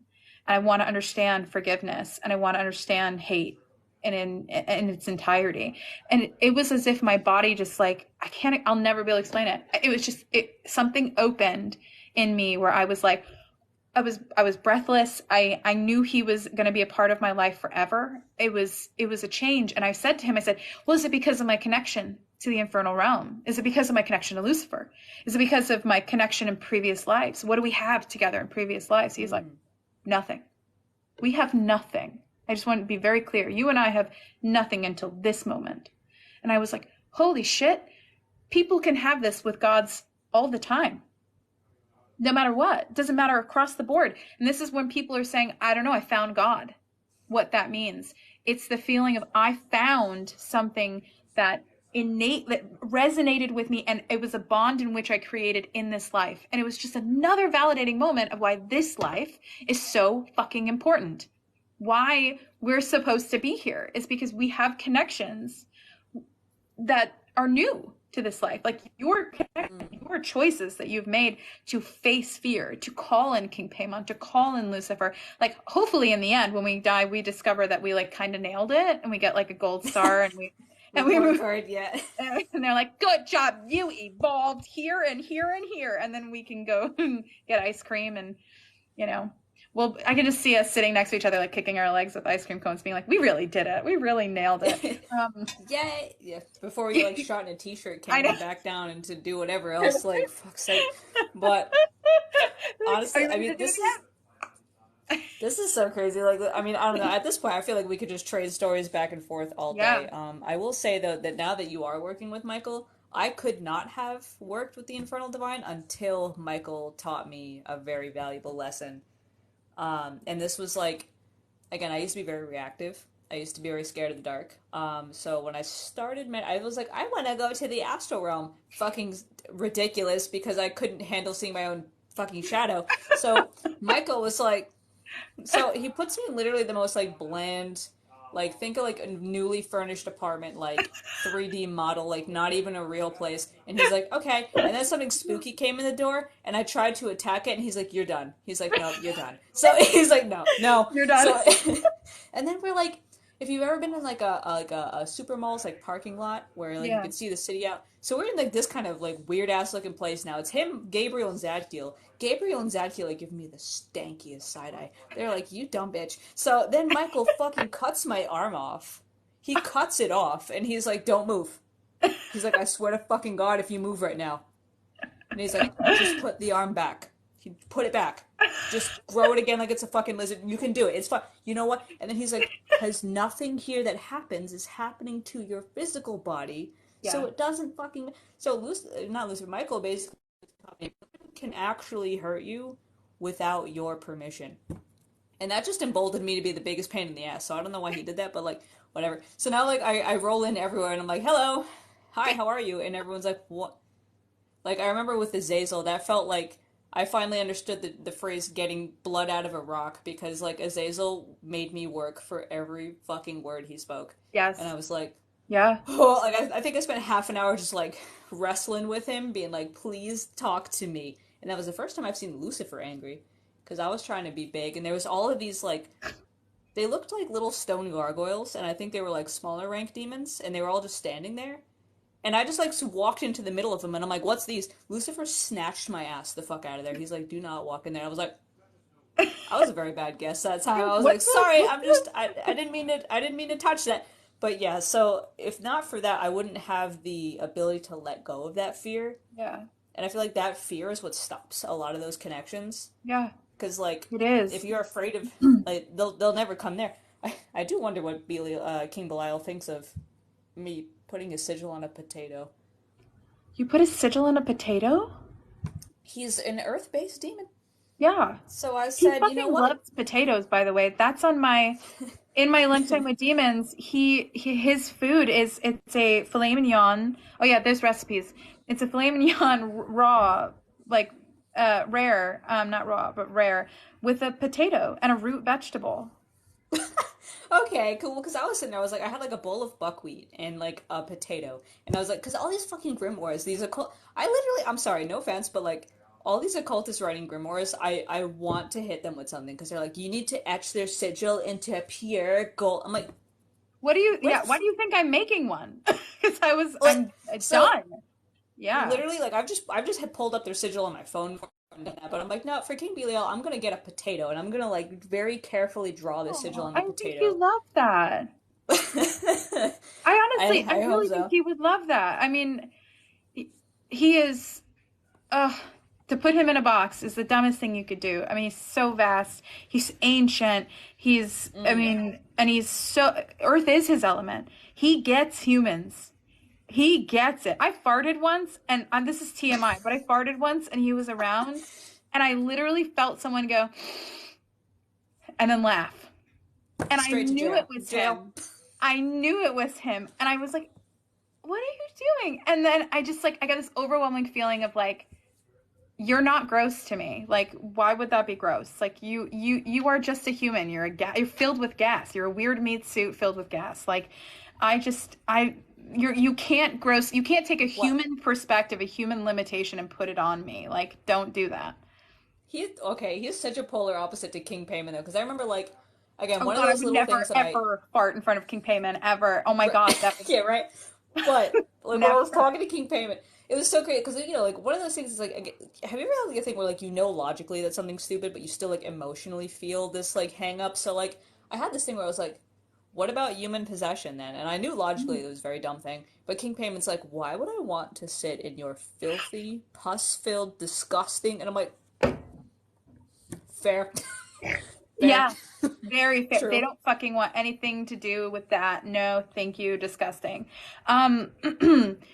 But like I always say, humans are so gross, and he's like, nah, ignorance is gross. Fucking fair. Yeah, no, I loved I loved his energy. He was so great. Like I felt like I could just like beat my fist with him and be like, yeah, yeah. and like I don't He's know. just so he gets it. He just and I'm sure some people are gonna be like, how fucking dare you?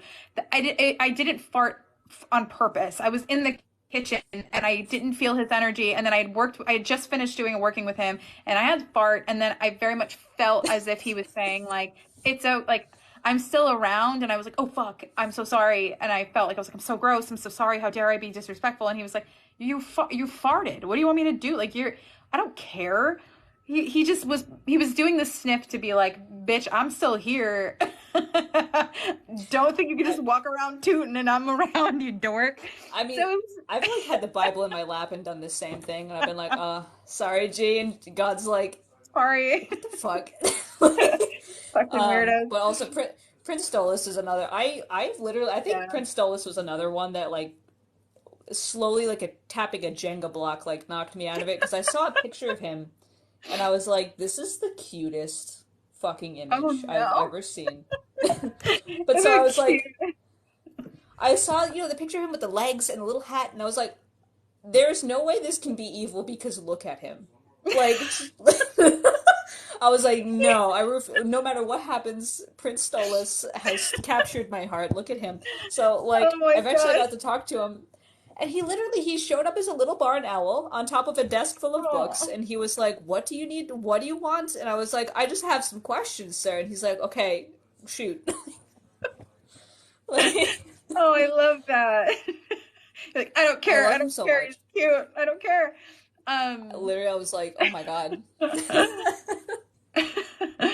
I yeah, I mean, it's just such a I will say this, don't take it personally. Azazel is a man of few words. And a demon of few words. And Well, I also feel like it's because I mean I understand his history as like at least I remember talking to Azio about him and Azio's experience is very different than mine and I wonder if it's because their energies are different because my energy is for a woman very masculine. So I rolled up into Azazel's space and I was like, "Sup, Captain?" And like he oh was just yeah. looking at me like and I don't know Yeah. what the fuck my guardian angel's problem was though. When you see owls puff, like when they do the big puff thing and with their feathers, Yeah. that's what my guardian angel was doing the entire time. And I was like, can you relax? We are speaking to somebody, like, and he would not Yeah. relax.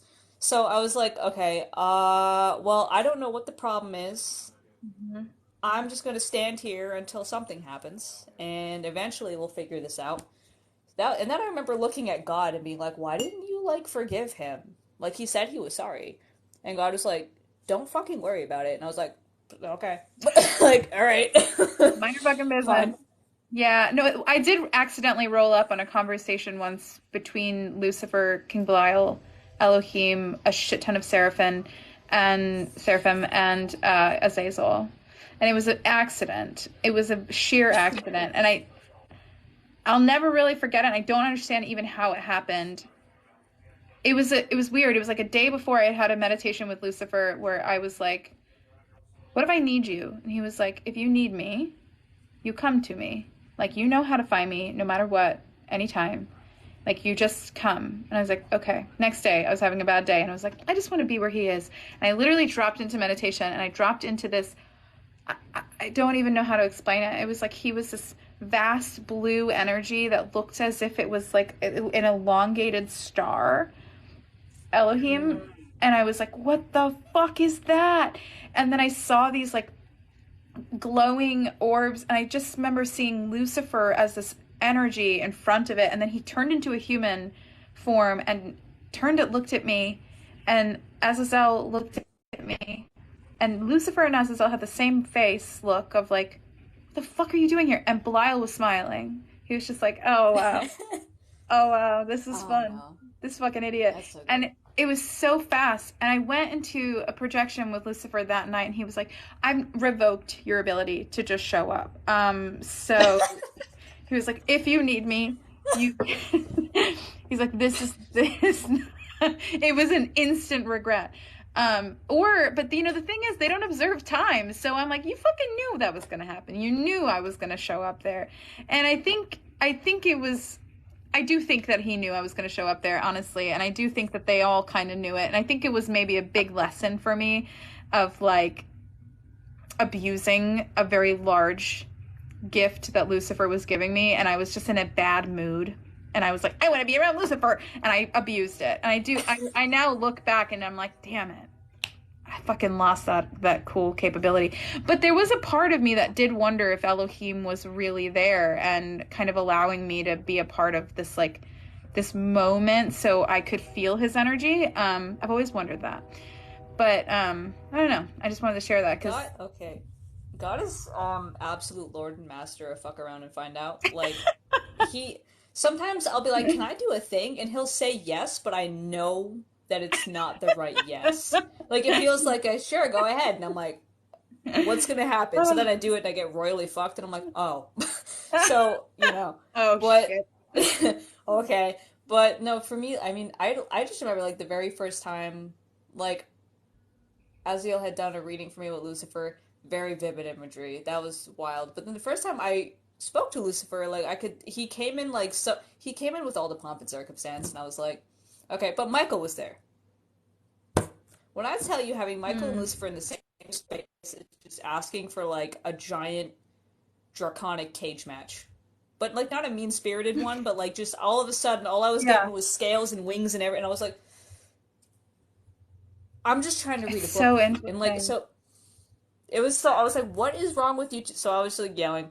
Then, I don't know, Beelzebub showed up with the fly head just to piss me off, and I was like, you don't... What? So then he, like, fixed it later, but I was like, okay, I see we're a bunch of chuckleheads down here in the Inferno. We're all just goofing down. All right, fine. But That's so I interesting. don't know if I just, like, want to die or something, but, like, I have no problem just looking at him. Like, Lucifer, when he showed up with shorter blonde hair, I was like, what's that look? What's going on here? Nice that's haircut. how I see him. That's how I see him. He used to show up, I don't know, like Thranduil in the Hobbit remake, like with the long hair, because I like long hair. So I was like, but he showed up with the shorter curly hair, and I was like, I was like, that's a little goofy looking, but okay. I don't like short curly hair, so that's why I was like, his is kind of wavy for me. It's like he looks like Chris Evans for me. I guess, yeah, I can see that. For me, it's like an older version, like, though. Yeah. Well, actually, no. How old is Chris Evans? I think he's in his 40s. Shouldn't be that. Yeah, I think he's like 42 or something. I think that's roughly in his mid 40s is how I see Lucifer. No, for me, he's got like this like really golden blonde, slightly like curly hair, and he's got these like really sharp eyes and like a black suit. That's how I see him. He feels like the cat from Coraline. Like, he kind of feels like that. But Michael, meanwhile, is like a big dog who's like, guess what, brother, guess what? And every time I have him say, I'm like, holy shit, you... But, okay, actually, you know what? I don't know if my Domovik doesn't like Lucifer.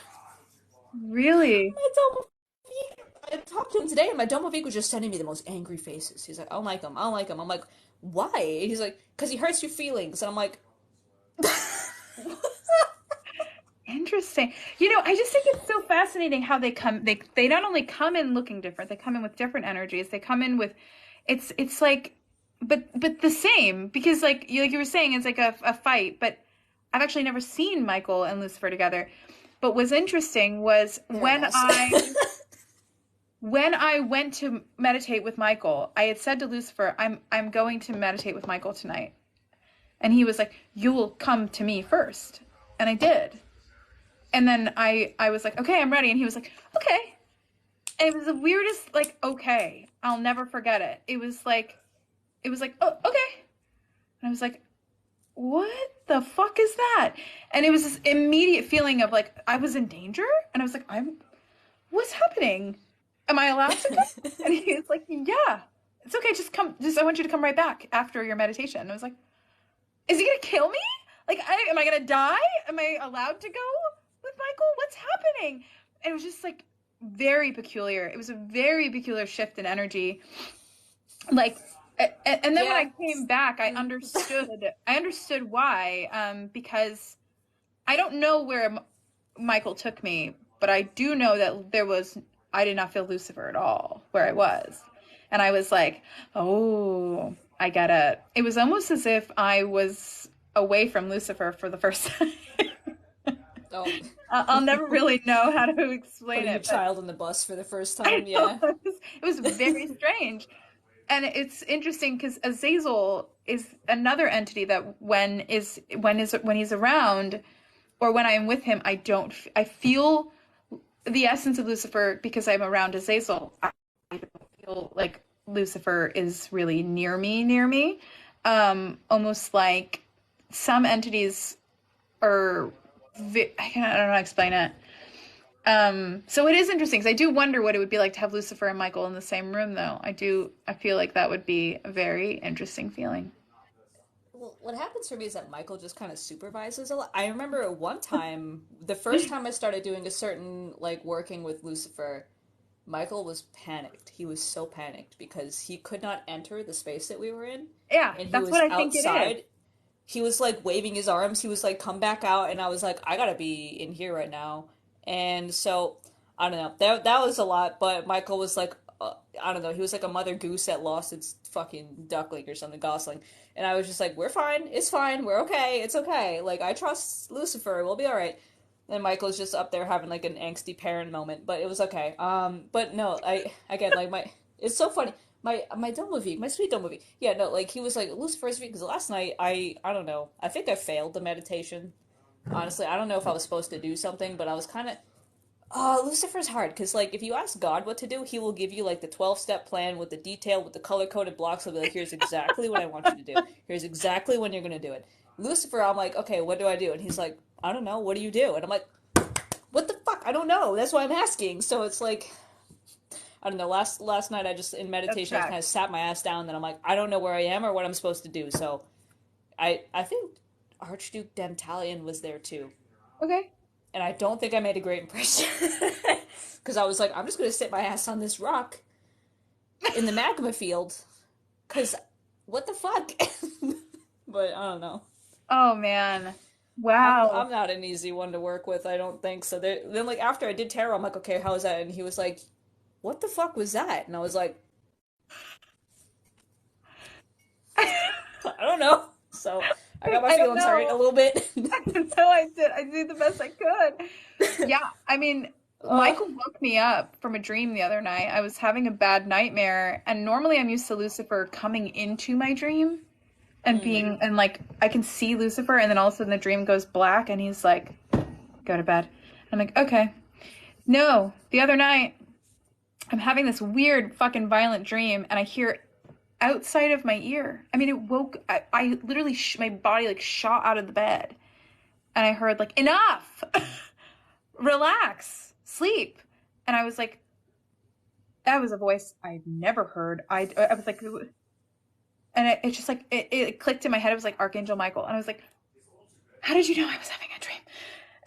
Like it was nuts. It was nuts. I very rarely hear external sound. That's just not like mm, a strong suit of mine. And I know it's a strong suit for many people. I hear internal sound, like in like clairaudience, like internal. yep. It is so rare that it's external.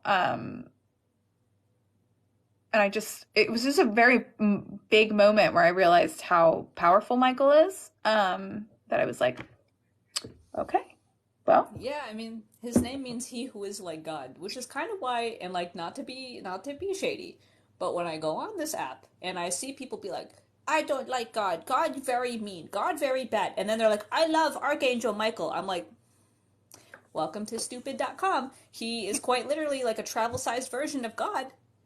What do you mean? Like, what do you mean you don't like? If you like Michael, you like God. I'm just saying. So it's like, but at the but do same you time, believe God is they frequently exist pissy. outside of themselves? Huh? Do you believe they exist outside of themselves?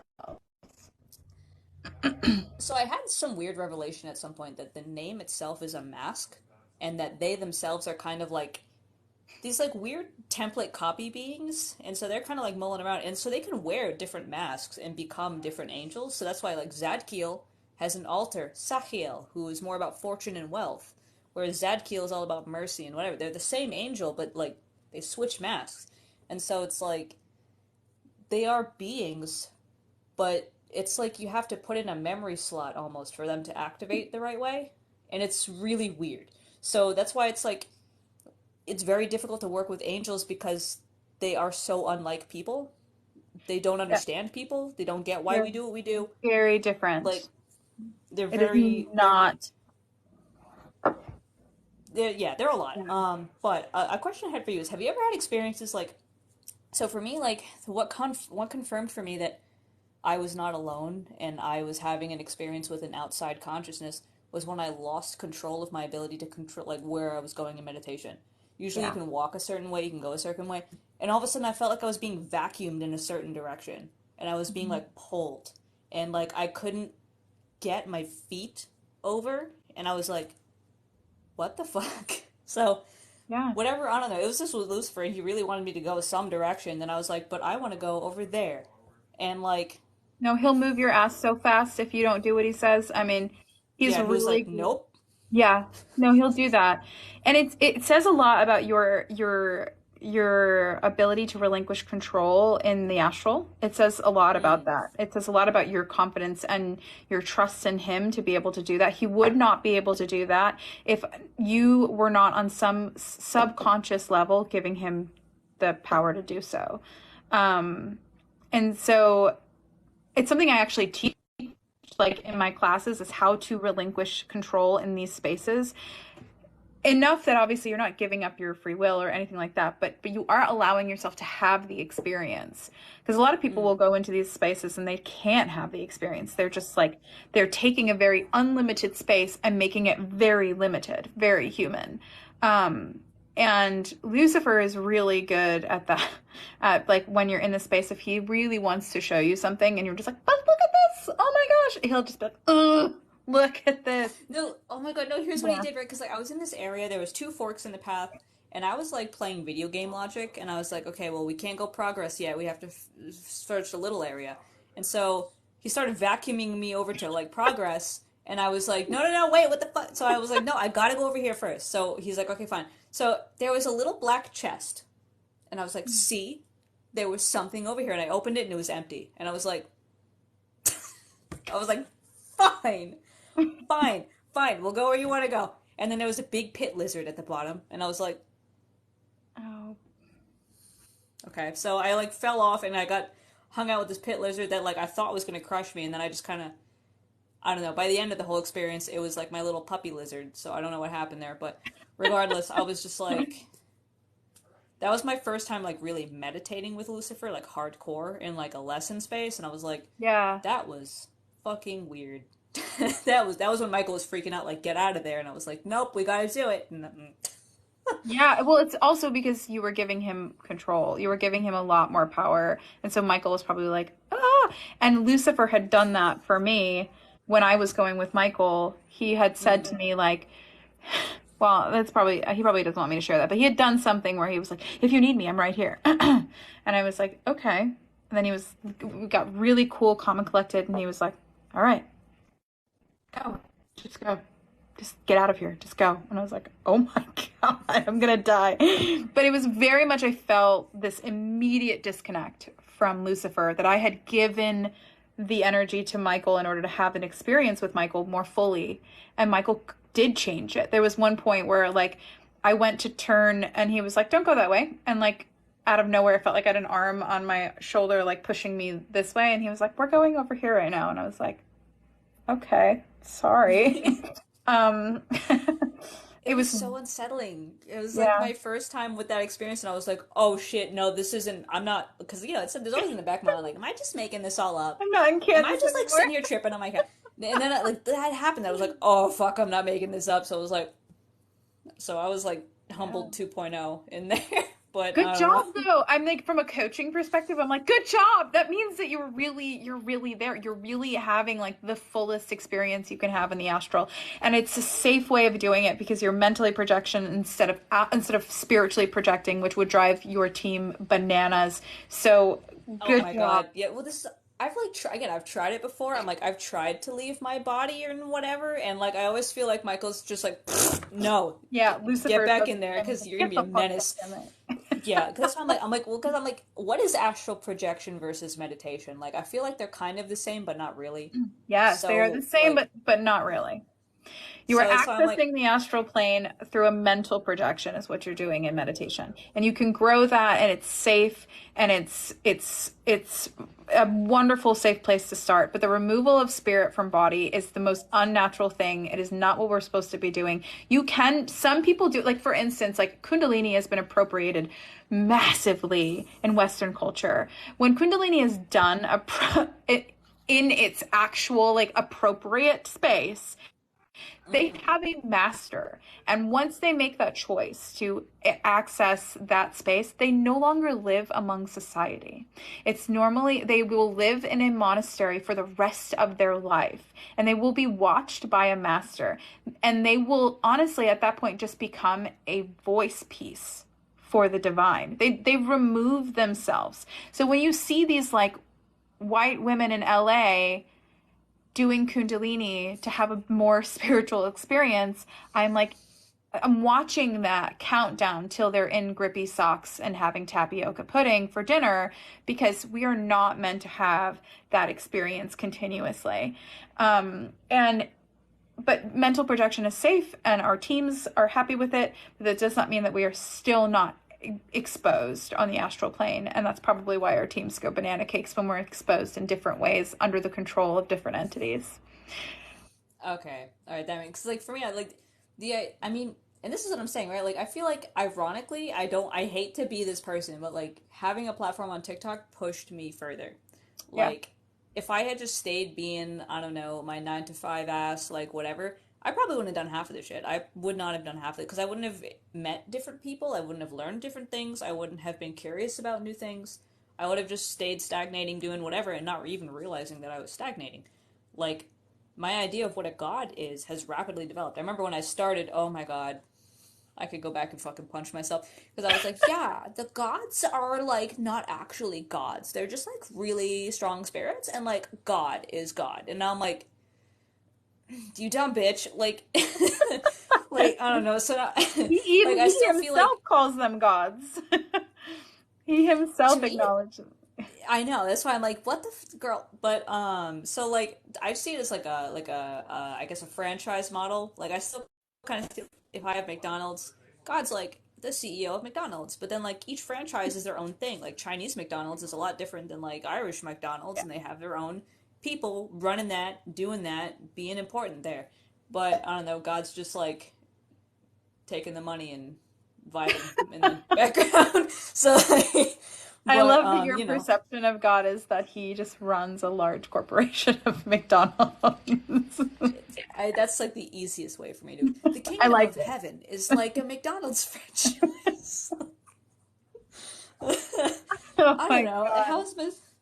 But it's still like I'm like okay no these are gods and like I think I saw someone earlier here be like isn't this the one that insulted Apollo and made him yeah I am the one that got on the bad side of Apollo through my own fault because I didn't know about Hellenismus I didn't know about Greek religion so I'm like googling Apollo and like all the Wiccan stuff's coming up and I'm like yeah okay no No, but no you know what? no You seeing that in yourself, like you seeing your own evolution and like you allowing yourself to have the freedom to be fucking wrong is the key to growth. It is the key to like accountability. Like it's the reason why people love your content. It's the reason why people love you is because you're so thanks willing to do that. And so I mean like seriously. So I mean anyone that's like, well, I just can't forgive you for that. It's just being a punk, you know? I mean, I will say that I am banned from interviewing the Greek gods forever and the Roman gods. But so I no, I remember like because I got corrected. I met some really cool friends in the Hellenic polytheist community, and that was great. But then I was like, okay, I know the Roman gods are like similar to the Greek gods. So like I asked Meleagros, who helped me out, and he's like, oh, I have a friend who's a Roman augur. He can give you an answer. And so I did, okay. So he asked the gods of the Roman pantheon if I could like interview them for my little interview with the gods thing, and they got the strongest, loudest fucking no. And I was like, oh, all right, okay, fair, thank you, have a good day. Like, understandable. Sarah, thank you so much, and So I won't come back again. And bye. literally, I was like, man, who the hell else on TikTok is banned from two entire pantheons? Like, Oh my God, oops. that's so funny. Fuck. Um, but anyway, Sarah, I'm so sorry. We went over on time. I want to respect your time and your night, but we have 170 people in here. We've had a continuous like float between 170 and 200 people. I hope that people have felt the olive branch, and felt like at least heard or seen at some point, or something resonated. You know, take what resonates, leave what doesn't, and just try to have respect for fellow people and how they practice. And I hope we can do this again. I really hope so. I would love Yeah. that. And I Listen, just, this is why it's like, don't worry about my time because I'm also like, oh shit, we're going over. But like, I just have so many questions and like so much to talk about because like, I know. Same. there's a lot of I crossover just have here. to Like, feed. I have to feed the firefighter in the other room. Otherwise, I would stay on. But I think we should fair. do this. We could even turn this into a series where we like meet a couple times, in a row, or like, or do something where we can have different topics, like whether it's like Enochian magic. I would love to pick your brain on that. I would love to, we can just share stories. We can do a night of like demon angel stories or demon Oh god hell yeah. stories, and just share a night of stories. But I just think that like in the world of deconstruction, this is really important. These conversations are important. They are healing, and they are ways for people to unscrew the valve of pressure. There's this like pressure between, when you're in the process of deconstruction, between Christianity and demonolatry, and I want people to undo that valve. You can not be Christian and not hate Christianity, and I'm learning that. This is something, this is a journey for me. Satan is literally forcing me to unhate Christianity, because I honestly, if I'm being fully transparent, I have a lot of hatred for it.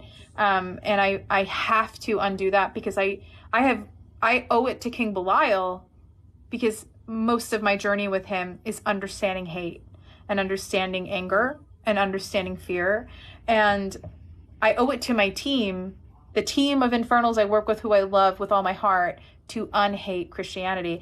And I can't do that without facing and learning and deconstructing. And so it's a pressure valve that has to get undone. And the only way to do it is exactly what you said, which is invite the what ifs and remain open and have conversations that feel weird, that are uncomfortable, or that ultimately challenge you. So thank you. And I hope that we can make this a regular thing. And we can, you please Absolutely. I would invite love other to. Christians. I'll invite other demonologists. We can just make this a thing. I mean, hey, if you want to, I think we just had our last Bible study like yesterday, which we call it Bible study. At this point, it's more like we talk a lot of shit and occasionally reference the Bible. But if you want to pop into one of those, it's me, Mimi, Lena, and Hannah. And so, Hannah also like does a lot of work with King Asmodeus.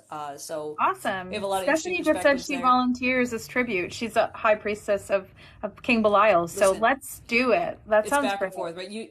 You can pop into the Bible study. I'm again liberally calling it that. I can pop into if you have more infernal chats going on, because I was, a lot of people are just confused about both of what we do. So it's Yeah. this brings to light a lot of the fact that again I really do feel like we have a lot in common as So like much Christian in witch common. and It's demonology ridiculous. communities. Yeah, So so much in common. Like, it's insane. So it's been a breath of fresh air for me, having you be a part of this. So thank you. I just like, yeah, I have a new friend, and I like want to thank all 100 and fucking 200 people at one point, for just joining us. It's a huge outreach. So thank you. yeah, And have thank an you guys so amazing much for the night. love of you. Thank you. You too. Feed your firemen. I'm probably going to just play games in bed for the rest of the night. So Hey, Okay. Bye, bye. guys. Thank you. Bye. See you all. See you.